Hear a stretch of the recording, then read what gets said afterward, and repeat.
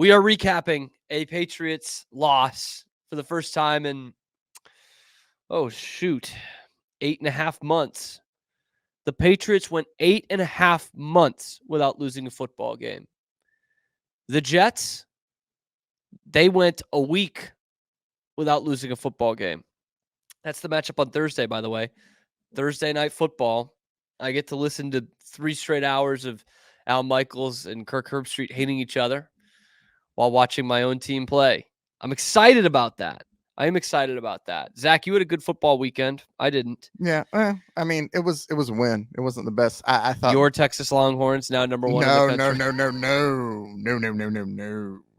No. They are number one. They are number one. I did see that. After I guess Quinn Ewers exited with an injury, so we got to see Arch Manning in full effect. And and he's already taken the world by storm. Everyone already has him as the number one pick in 26. Arch Manning. Seems he had a good game. He had a good game. He had a 67-yard touchdown run, which I think is more than like any of the 3 Mannings that played in the NFL, probably more than any of their rushing touchdowns combined. I don't think they got to 67 yards in their touchdowns. I didn't know how to look that up, so I didn't. I am looking right now. All right, that might be Peyton ran for one that was 33 yards. No way. Does it say when? November 4th, 2001, in a Week 8 victory against the Buffalo Bills. Buffalo. How does that guy get 33 yards? Anyway, I don't want to get too bogged down into that. All right. I do want to talk about the Patriots' loss. That was almost a victory. Some might even say a moral victory. I won't, but some might. They lose in overtime to Seattle, 23-20. And it was a game the Patriots more or less lost in the margins. I say more or less. I'll tell you what I mean in a second. But I didn't think we'd be saying this early in the season that they kind of lost the game in the margins there. They had a bad play on special teams. They had a kick blocked after being excellent on special teams last week. They had terrible clock management at the end of both halves that kind of went under the radar. That ended up they ended up losing 3 points there. They didn't have a lot of penalties, but they had 1 or 2 costly penalties. And so I'm like, man, they were there. They had it where they wanted it, so to speak. They were up in the fourth quarter, late in the fourth quarter. They lose in overtime to a Seattle team that was almost a playoff team last year, has the makings of being a playoff team this year. And I mean, not much more than that, but they're a decent football team over there. And the Patriots lose it in overtime. Now, I say they lost it in the margins, Zach, but really it was beyond that. Because losing in the margins would say, they had the talent to compete there. And they really didn't. They had something of the game plan. They had the grit. They had some toughness. But you can't win a game in the National Football League when your wide receivers only catch 3 passes for 19 yards for the whole game. You cannot win in the NFL doing that. There's no way you can. In the second half of that game, the Patriots passed for 32 yards. You cannot do that. I don't know how much, how else I could say that. 32 passing yards in the second half. And if you're looking at the team's wide receiver core, the Seahawks wide receivers had 282 yards and a touchdown. The Patriots wide receivers had 19 yards. And to me, that is the difference in the game. Geno Smith, fine quarterback. Fine. He's made a couple Pro Bowls. It's been watered down pretty bad the last few years for the quarterback position especially. But in reality, is he that much different from Jacoby Brissett? Not really. I mean, he was just kicking around as a jag. He's a league average quarterback. He can't do anything really special with his legs. He's not winning games for you by himself. He's a good conservative quarterback, which is exactly what Jacoby Brissett is. The difference is they have 3 Pro Bowl / all-pro caliber wide receivers, and the Patriots do not. The Seahawks have Jackson Smith and Jigba. They have DK Metcalf, and they have Tyler Lockett. who's been one of the most underrated receivers in the NFL the last decade. The Patriots have Jalen Polk, who caught his first career touchdown pass yesterday, first quarter, touchdown catch, and the Patriots wide receivers do not have another catch until the final minute of the fourth quarter. That's the difference. I don't even know if Tyquan Thornton showed up to the stadium yesterday. Nothing for Pop Douglas.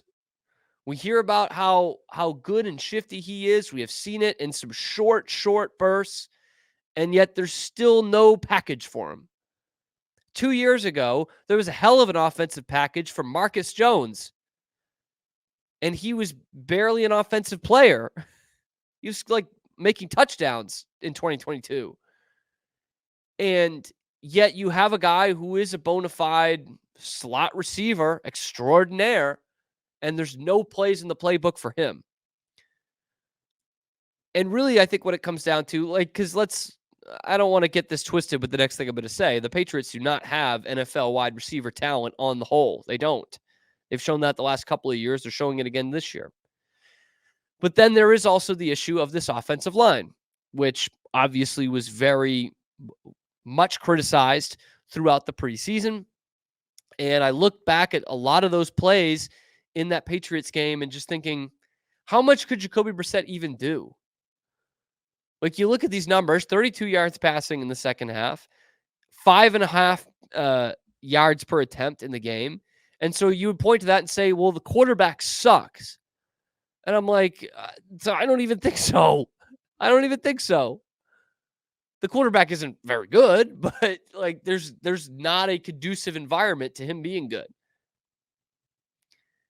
How many of these were just jailbreak plays that he had to dump it off to his running backs, to his tight ends, because the receivers don't even have time enough to get open. Jalen Polk last week against Cincinnati was one of like the most open receivers in the NFL, according to PFF.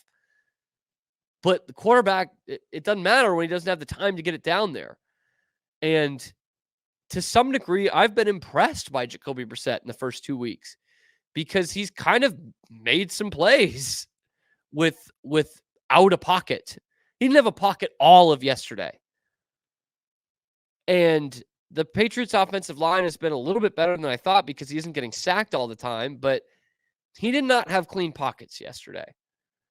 And you were hanging your hat on a deal for Chuks Okorafor, who was a reject in Pittsburgh and was so bad on the first series against Cincinnati, they benched him. And a week after that, he's like, quit football. He walked out on the team entirely. He just quit. And to the point where we were saying, man, Vidarian Lowe, that's a good guy to have at left tackle. To the point where yesterday, Vidarian Lowe gets hurt in overtime, and I'm thinking, shit, man. There goes your starting left tackle. Damn, because Vidarian Lowe's been okay. He's been okay. Caden Wallace comes in and costly penalty. It's too bad because they didn't have any of those in week one. They were stealing points, I thought, in week one and giving away points in week two. But yeah, a key play is that 3rd and 1 in overtime. Caden Wallace, was he ineligible downfield? Is that what it was? Or illegal formation? Illegal formation. This is an eligible receiver, not covered up. And there you go. 3rd and 1, 3rd and 6. This team with this passing offense really can't overcome that in money downs where the game is on the line. They can't do that. But really, I thought the mistakes the Patriots made that they couldn't afford were at the end of both halves. Their clock management was terrible. They get the ball with like 2 minutes to go, just under the 2-minute warning, if I'm not mistaken, at the end of the first half. And they really should be running a 2-minute offense, and they're kind of not from the beginning. They run one play, and between, getting the ball and that second snap, about a minute runs off the clock, including about 20 to 25 seconds from the end of the play to the next snap on second down. And here on second down, we're under a minute to go in the half. They're way backed up in their own territory, and they're going empty. And it's 2 incompletions in a row. And then you give the ball back to Seattle. Like, why not just run the clock out at that point? You've already ran a minute off the clock. You've ran half the time off the clock that you have remaining.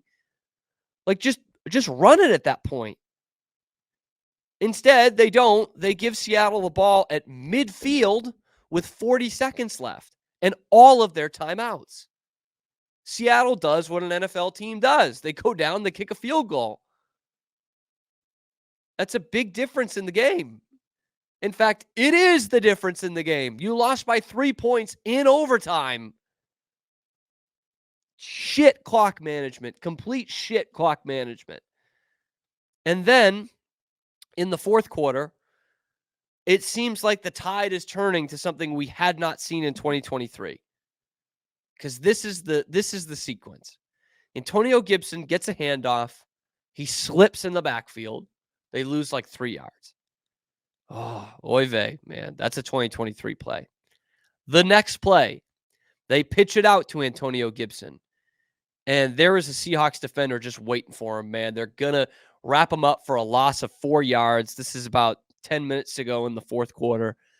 And instead, he shakes the tackle and gets a 45-yard play out of it, sets you up in field goal range inside Seattle's 25-yard line. And I'm sitting there and I'm thinking, finally, because this would have been a loss of 4 in 2023. You would have been punting again. Probably would have had a penalty before that. You would have been in like a 4th and 20. And instead, this this is the small difference between 23 and 24. It's not a huge talent difference, obviously. Just look at the receiver stats. But these little minute details that the Patriots were losing games the last few years, this might be the minute details turning in their direction that towards winning games. And then a few plays later, it's like 3rd and 6. And Jacoby Brissett takes a sack. It's not completely catastrophic, but you're losing like 6 yards of field position here for a rookie kicker in a really important moment in the game. You're up 20-17. You've taken a good bit of time off the clock. You really, after that momentum of the Gibson run, you're thinking touchdown and make this 2 scores and essentially put this game away. Instead, you settle for a field goal. Okay, a field goal is going to put you up 6. At least you're going to make Seattle drive the length of the field and score a touchdown. Nope. Blocked kick, 3-point game, and you are hanging on, or at least trying to hang on. Special teams mistake, which has happened the last few years. Austin Hooper is at the end of the line trying to block. Typically, the Patriots will throw like their tallest guy out there at the end of the line, or guys with big wingspans. Gronk used to do it. I remember like Dietrich Wise used to do it. And like it doesn't matter because on the other end, I think was Keon White. So it doesn't matter that they're defensive linemen. Like you just need wingspan guys out there. Instead, you put out Austin Hooper and it becomes a special teams mistake. Blocked field goal. Seattle goes down the field. You're lucky to get a stop on them because it looked like they were going to march into the end zone, and they kick a game-tying field goal to send this thing into overtime. That's the sequence right there. You stall out. You take a sack when you really shouldn't have. And I'm thinking, oh my gosh, what if this backs them out of true field goal range for a rookie kicker? And it didn't matter because the kick didn't even get up in the air. It was blocked because you didn't get that right either. So that to me is where the tables turn because Seattle gets it with 4 minutes left. You have to stop them on 3rd and 1. Again, good Patriot stop there, and it does force to a field goal. Force a game-tying field goal instead of a game-winning touchdown. But the Patriots did not deserve to win that game, even though they played well for a good portion of it. So those little mistakes are what I'm thinking in terms of losing in the margins, which is the way you'll look at it if you watch the game. Because, again, the Patriots played well for what they have for most of the game. But what they don't have is going to be the difference in a lot of games this year. They don't have NFL caliber wide receivers. They have a jag quarterback. They have a bad offensive line. Not as bad as what we thought it was going to be, but a pretty bad offensive line. And the reason they won game 1 was winning with the little things. And the reason they lost game 2, you could argue, is losing with the little things. But in week 1 against Cincinnati, their leading receiver had 31 yards. And it was Austin Hooper. And I came on here saying, like, that's probably not good enough most of the time, but the defense played extremely well. And the defense, I don't think, had a great first half, but overall, they played pretty well. You held a team to 20 points. Usually that's going to win you games in this league. Usually. But with this offense, it doesn't. Hunter Henry was terrific in the first half. And it got me to thinking, like, that first half offense. I'm watching a cricket about to go into my open backpack. That's all right, Zach. I got it. This is good for the show. I can't let that. I will. Cam's gone and picked up the backpack. He has closed it. And he's back. I was hoping for your first half thoughts there, Zach. I didn't. The first half of the Patriots game. I didn't watch the Patriots. Which I almost missed the first couple minutes, inexplicably, because I, for some reason, thought the game was at 3. Was it in Seattle? Audience. No, it was at home. Okay. It was at home, but I mistook that. 3:00 Central Time, obviously. But in the first half, the way they were moving the ball was fine. It was obviously a lot of tight ends. It was not wide receivers. And I was thinking, this is how the offense should have looked early in Mac Jones's Patriots days. And it kind of did. And even in 2022, like, this is how it should have looked. And with a better quarterback, and it just never did. It was quick jailbreak plays. It was establishing the run, which they absolutely did.